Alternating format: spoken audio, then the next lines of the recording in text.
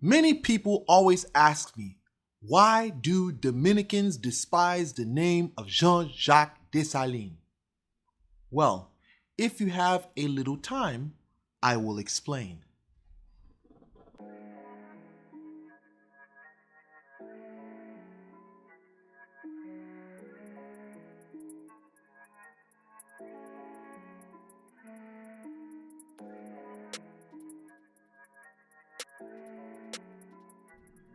I'm going to have to speed past a lot of history to get to the main point. So, we know the French arrived after the Spaniards on the island of Hispaniola. The French settled in the west part of the island known today as Haiti, Haiti.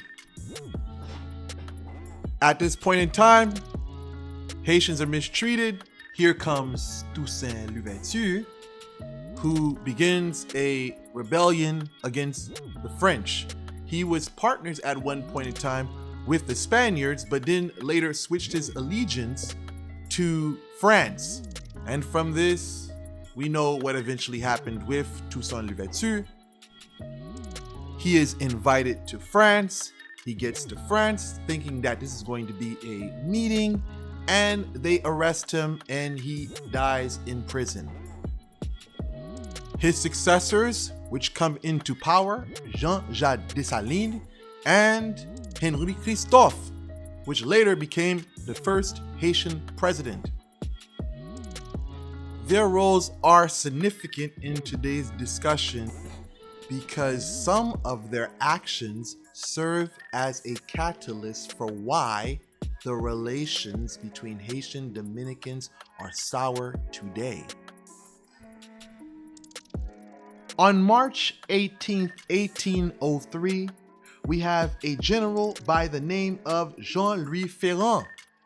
He was ruling on the west side of the island, but was later defeated by Jean-Jacques Dessalines and Henri Christophe.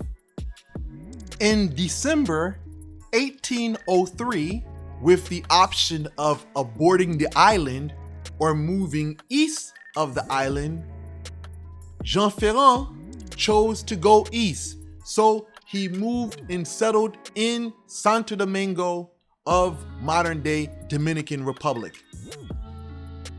With his exile into Santo Domingo, he was met with many invasions by Haitian armies led by Jean-Jacques Dessalines and Henri Christophe. Whether it was provoked or not, we know that these invasions occurred because we read in Jean-Price Mars, a Haitian historian's work called La República de Haiti y la República Dominicana.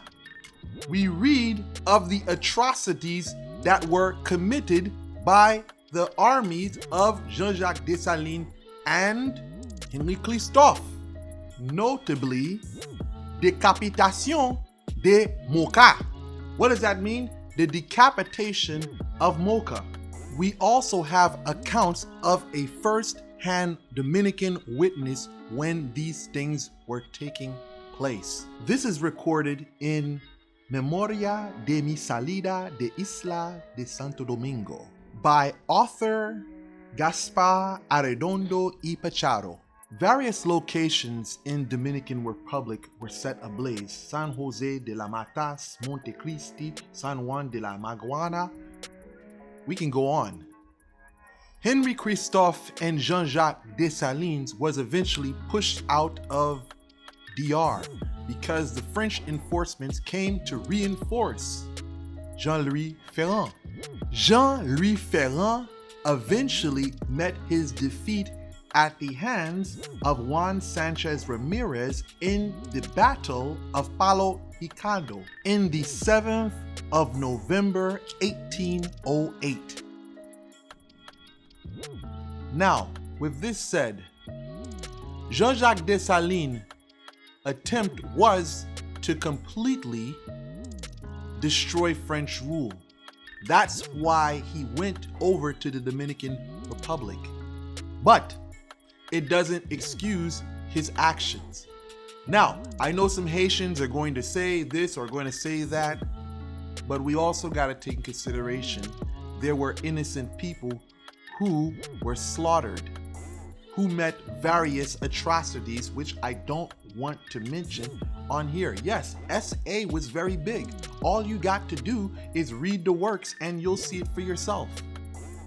So many people, when it comes to the discussion of Dessalines, they think of Dessalines as this perfect general who took black people out of slavery. Yes, he took us out of slavery, but there's also things he did on the other side of the island that wasn't good. So history should open our eyes to make us see where our past faults were and not to make them in the future.